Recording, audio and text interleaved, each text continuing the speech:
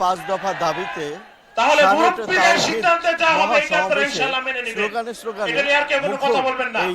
এই পর্যায়ে বক্তব্য নিয়ে আসছে বিজয় মাঠ চত্বর। মিষ্টি মিষ্টি রুত উপেক্ষা করে মানিকগঞ্জ সরকারি বিজয় মেলা মাঠ চত্বরে সকাল 10টা থেকে খণ্ড খণ্ড মিছিল নিয়ে তাহিতি জনতার নেতাকর্মীরা জড়ো হয় বিজয় মেলা মাঠ চত্বরে। কানায় কানায় পূর্ণ হয় পুরো বিজয় মেলা মাঠ। এতে জেলা এবং অন্যান্য জেলার দূর দূরান্ত থেকে অংশগ্রহণ করেন তারা।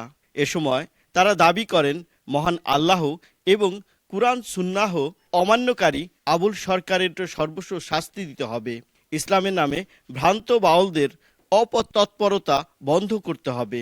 মিথ্যা মামলা প্রত্যাহার সহ 5টি দাবি তুলে ধরেন তারা। আল্লাহ তাআলার এই শানের উপর আঘাত করা আমাদের জন্য খুব দুঃখজনক। আমরা চাই তার বিরুদ্ধে সর্বোচ্চ শাস্তি। বাউল সরকার সে আল্লাহকে কটূক্তির মাধ্যমে ইসলাম থেকে বের হয়ে গেছে, আর যে মুরতাদ হয়ে যায় তার শাস্তি একমাত্র মৃত্যুদণ্ড ছাড়া আর কিছু হতে পারে না। আল্লাহর বিরুদ্ধে কথা হয়েছে, আল্লাহর মান সম্মানে কটূক্তি করছে। আমরা চাই তার ফাঁসি। তার দলের লোক যারা আছে যারা তাদের সাপোর্ট করে তাদেরও ফাঁসি দেয়, জেলখানায় তাদেরকে আমরা দেখতে চাই। আল্লাহ তাআলার নামে কটূক্তি করেছে এবং ফেরেশতাদেরকে নিয়ে কটূক্তি করেছে। এজন্য আমরা আবুল সরকারের সর্বোচ্চ শাস্তি ফাঁসির দাবি করি। উপস্থিত হয়েছি ওই আবুল সরকারের ফাঁসির দাবিতে, যে আবুল সরকার আল্লাহ নিয়ে কটূক্তি করেছে। বাউল যে আল্লাহ নামে কটূক্তি করছে, এটা আমরা মুসলমান সহ্য করতে পারতেছি না। এর আমরা দৃষ্টান্তমূলক বিচার চাই। হেফাজতের এমন সমাবেশকে ঘিরে 3 স্তরের নিরাপত্তা ব্যবস্থা জোরদার করেন পুলিশ।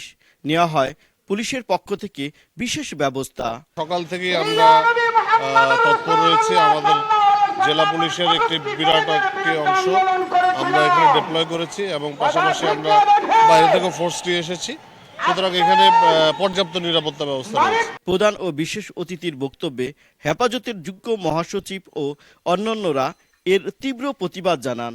একই সাথে কঠিন শাস্তি ও মামলা প্রত্যাহারের দাবি জানিয়ে তারা বলেন, ডক্টর ইউনূসকে বাউলদের সকল কর্মকাণ্ড বন্ধ করতে হবে।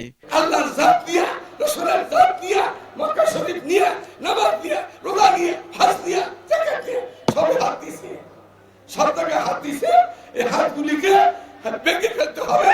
না পুরা এই গুলাকে মূর্তির মতো পুড়ে বাড়িতে হবে। যদি এই আবুল সরকারের সর্বোচ্চ শাস্তি মৃত্যুদণ্ড কার্যকর করা না হয়, এমনকি বাউলদের আজকারা বাংলাদেশ থেকে বন্ধ করা না হয়, তাহলে গোটা বাংলাদেশে টেকনাফ থেকে তেতুলিয়া পর্যন্ত আন্দোলনের দাবানল জানিয়ে দেওয়া হবে। তাওহীদি জনতা যারা কোন কুফরি শক্তিকে, নাস্তিকবাদকে ভয় পায় না, এই আবুল সরকারকে সুতরাং হেফাজত ইসলাম বাংলাদেশে থাকেন এবং কোন নাস্তিক, মুরতাদ, সকল বাতিল তোমরা বাংলাদেশে